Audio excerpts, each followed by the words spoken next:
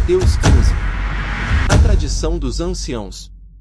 Então, chegaram ao pé de Jesus os escribas e fariseus de Jerusalém, dizendo: Por que transgridem os teus discípulos a tradição dos anciãos? Pois não lavam as mãos quando comem pão.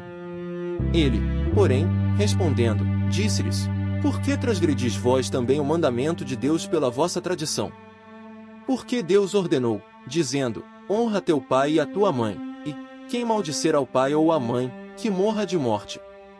Mas vós dizeis: Qualquer que disser ao pai ou à mãe, é oferta ao Senhor o que poderias aproveitar de mim, esse não precisa honrar nem a seu pai nem a sua mãe. E assim invalidastes, pela vossa tradição, o mandamento de Deus. Hipócritas, bem profetizou Isaías a vosso respeito, dizendo: Este povo honra-me com os seus lábios, mas o seu coração está longe de mim. Mas em vão me adoram, ensinando doutrinas que são preceitos dos homens. E, chamando a si a multidão, disse-lhes: Ouvi e entendei. O que contamina o homem não é o que entra na boca, mas o que sai da boca, isso é o que contamina o homem. Então, acercando-se dele os seus discípulos, disseram-lhe: Sabes que os fariseus, ouvindo essas palavras, se escandalizaram? Ele, porém, respondendo, disse: Toda planta que meu Pai Celestial não plantou será arrancada. Deixai-os, são condutores cegos. Ora, se um cego guiar outro cego, ambos cairão na cova. E Pedro, tomando a palavra, disse-lhe: Explica-nos essa parábola. Jesus, porém, disse: Até vós mesmos estáis ainda sem entender? Ainda não compreendeis que tudo que entra pela boca desce para o ventre e é lançado fora? Mas o que sai da boca procede do coração, e isso contamina o homem. Porque do coração procedem os maus pensamentos, mortes, adultérios, prostituição, furtos, falsos testemunhos e blasfêmias. São essas coisas que contaminam o homem, mas comer sem lavar as mãos, isso não contamina o homem. A mulher cananeia. E, partindo Jesus dali, foi para as partes de Tiro e de Sidom. E eis que uma mulher cananeia, que saíra daquelas cercanias, clamou, dizendo: Senhor, filho de Davi, tem misericórdia de mim, que minha filha está miseravelmente endemoninhada. Mas ele não lhe respondeu palavra.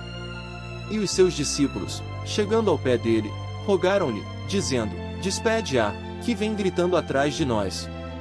E ele, respondendo, disse: Eu não fui enviado senão às ovelhas perdidas da casa de Israel. Então, chegou ela e adorou, dizendo: Senhor, socorre-me. Ele, porém, respondendo, disse: Não é bom pegar o pão dos filhos e deitá-lo aos cachorrinhos. E ela disse: Sim, Senhor, mas também os cachorrinhos comem das migalhas que caem da mesa dos seus senhores. Então, respondeu Jesus e disse-lhe: Ó mulher, grande é a tua fé. Seja isso feito para contigo, como tu desejas. E, desde aquela hora, a sua filha ficou sã. A segunda multiplicação dos pães e peixes. Partindo Jesus dali, chegou ao pé do mar da Galiléia, subindo a um monte, assentou-se lá. E veio ter com ele muito povo, que trazia coxos, cegos, mudos, aleijados e outros muitos, e os puseram aos pés de Jesus, e ele os sarou.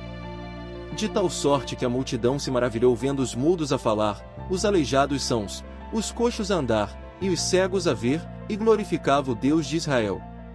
E Jesus, chamando os seus discípulos, disse: Tenho compaixão da multidão, porque já está comigo há 3 dias e não tenho o que comer, e não quero despedi-la em jejum, para que não desfaleça no caminho.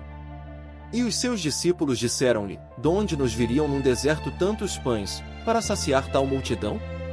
E Jesus disse-lhes: Quantos pães tendes? E eles disseram: 7 e uns poucos peixinhos.